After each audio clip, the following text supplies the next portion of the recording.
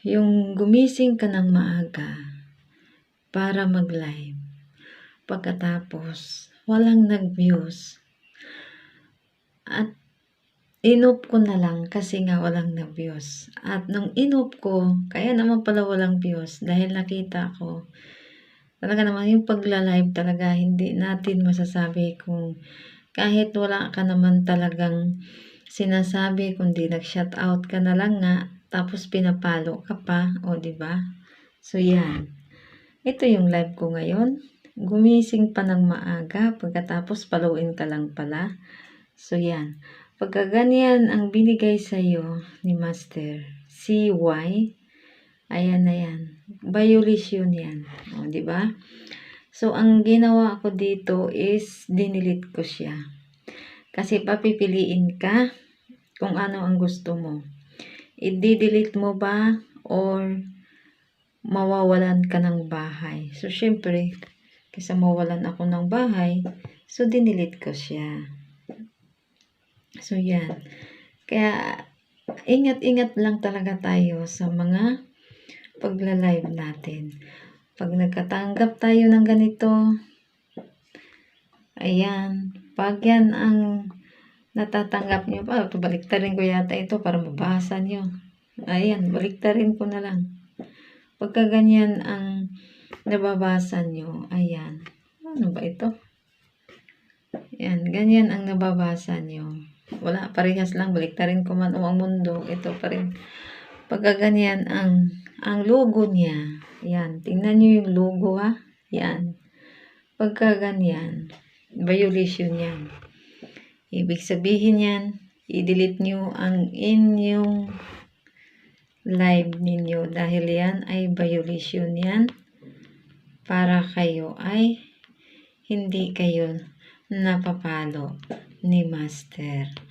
Kasi kung hindi ninyo yan i-delete, posibleng mawalan kayo ng bahay.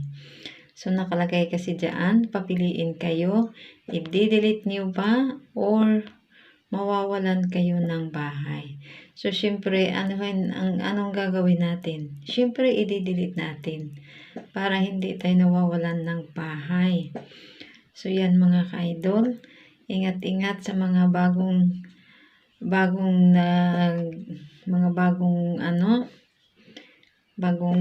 content creator. Kasi dati, sabi ko, ano ba yan? Saan ba ako na? Kasi nga, nung hindi ko pa alam na pagkaganyan pala ay violation siya. So, isip ko, ano ba yan? Tapos, dinilit ko lang siya. O di, ang nangyari noon, hindi ako makapag-live, hindi ako makapag-content, hindi ako makapag-upload ng video. So, yun siya. Kaya, kailangan natin siyang i-delete at para ay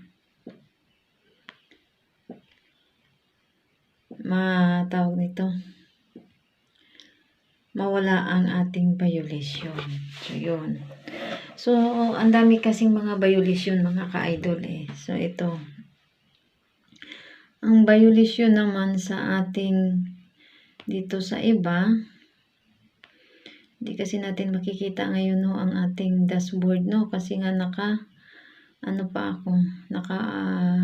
advertising. Ano nga bang ibig sabihin ng advertising? Ay, ibig sabihin ng advertising, yung pinapasukan ka na ng mga advertise para advertising sa iyong mga video para ay kumikita ka. So, yun. Kung kayo ay na-monetize na. Pero pag hindi pa kayo na-monetize, so wala kayong advertising. Yun. So, ano nga ba ipapakita ko sa inyo? Nakalimutan ko. Saan na ba tayo? Ano ba ipapakita ko? Nahanap ko pero hindi ko nakalimutan ko na. Sa Reels pala tayo. Yun. Yung sa Reels naman, dapat dito kayo maghanap at hanapin nyo ang inyong mag-delete kayo ng activity vlog. So, ayan yung activity vlog, yung mga violation natin noon na mahilig tayong makipag-away. Mag-post tayo ng mahirap. Nahirapan ka. Ang hirap abutin. Yan ang pinakaayaw na ayaw niya. Dahil ilang beses ako napalo niyan. Hanggang ngayon, naka-issues pa yung aking profile sa aking page. Dahil nga, yung nag-post lang ako dati na itong yung pinost ko dati ay yung lang, yung subscribe. Ang pinost ko, sabi ko, ang hirap mong abutin. Hanggang ngayon, yung aking violation ay hindi pa natatanggal sa aking profile. So, kaya mga ka-idol, iwasan nyo ang pag-caption. Kahit sa mga lupos, magka-caption kayo, kahit sa ang caption. Pero pag caption sa vlog, okay lang yun. Pero yung caption sa yung kagaya sa lupos, o kaya sa mga reels, o kaya sa tawag nitong sa pagla-live, wag kayong magka-caption ng ganyan. Pero sa pagbablog, okay, go kayo. Pero ingat din, kasi mayroon din talaga napapalo sa ganyan. So, yan ang ayaw ni Master ng ganyang mga caption. Sa pagbablog, okay lang yan. Kasi vlog yun eh. Sa vlog kasi hindi masilan ang vlog. So, dito tayo magbura. Yan, nakita niyo yung activity vlog. Saan ba makikita ang activity vlog? So, di ba, ito yung profile nyo. May 3 dash dyan. Pindutin niyo yung 3 dash. Ito. Ayan, makita nyo. Ayan. Pindutin nyo yan. Yan. So, yan din. Dyan yung nakikita yung activity vlog. So, ito yun siya. So, yan. Pag nakita yung activity vlog, nakita yung trust. Yung trust na yan, ayan ang inyong, diba? Nakita nyo yung violation ko. So, kailangan ninyong i-delete yan. Diba? Madali lang. Kasi dati, unang-una sa personal account nyo. Sa personal account nyo, kasi kung ang ginagamit nyo ay page, ito ang gagawin nyo. Yan. Ayan. Pindutin ninyo yan. Kasi nakalagay all. Pindutin nyo sa taas na yung all. Yan. Yan, ito. Pindutin ninyo yung all. Yan, diba? So, mayroon tayong delete sa baba. Pindutin ninyo yung delete para wala tayong violation. Tapos, delete. May nakalagay naman delete, diba? So, yan. Yan, iikot siya at mawawala na yan. Diba? Yun. Yan ang gagawin nyo kasi ayaw ni Master ng pati itong archive. Pero yung activity history, so tingnan natin kung may laman ba siya. So, pero wag kayong basta doon lang sa So, wala. Wag ninyong gagalawin yung activity history. So, dito sa archive, titingnan natin. Wala din siya, no items. So, yun lang ang may tutulong ko sa inyo mga ka-idol. So, basta, ang makikita nyo, pindutin niyo yung 3 dash. Diba? I-click nyo muna inyong profile. Ayan. Pagkatapos, pag i-click yung profile nyo, pindutin niyo yung 3 dash na sa gilid. Ulitin ko. Ito. Ayan. Para makita ninyo ang activity. Ayan. So, ayan na siya. Diba? Ay, iba may napindot ko. Sorry. So, yan. Yung 3 dash. Ayan. 3 dash yun. Diyan yung nakikita ang activity. So, yan. Activity vlog. So, yan ang gagawin nyo. So, dito na naman ako sa aking, kasi, naano din ako doon. Mag-delete din tayo kasi nga napalo din ako doon. Sa activity vlog, makikita nyo kung nasaan yung ating mga, diba? Tatlo ang dapat kong i-delete dito. Ano kaya ito? Tawon ang kapal. So, doon. Diba?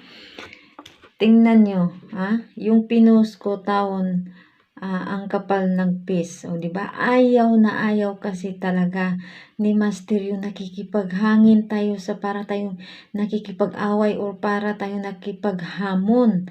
Yan. So, yan, ginagawa ni Master sa akin ay, yan, is alam niyo kasi mga ka-idol, kapag kayo ay na-violation,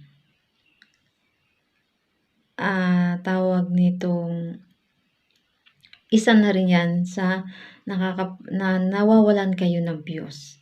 Nawawala ang views nyo kasi hinaharang ni Master yun dahil may violation kayo. So, tingnan nyo, may 3.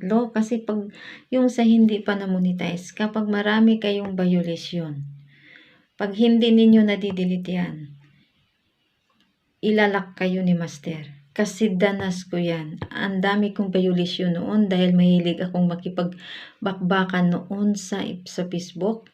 Tapos, siyempre, wala pa tayong alam. So, ang nangyari sa akin ay inano talaga ako ni Master. 3 months akong 3 weeks akong nawalan ako ng Facebook. Facebook lang naman yung personal account ko ang nilak ni Master. As in, nilak talaga, wala akong makikita. Pero yung aking page ay buhay, yung aking page. Kasi ang personal account at saka page ay connecting ang page sa ating personal account. So, yun ang nangyayari sa akin. Kaya, magdi-delete kayo. Ayan. Pag nagdi-delete kayo, i-all nyo lang para lahat yung violation natin ay nawawala. So, yan. Pindutin niyo yung all. Pagkatapos ay i-delete nyo. So, yan. Delete. So, yan. I-delete natin para siya ay mawawala.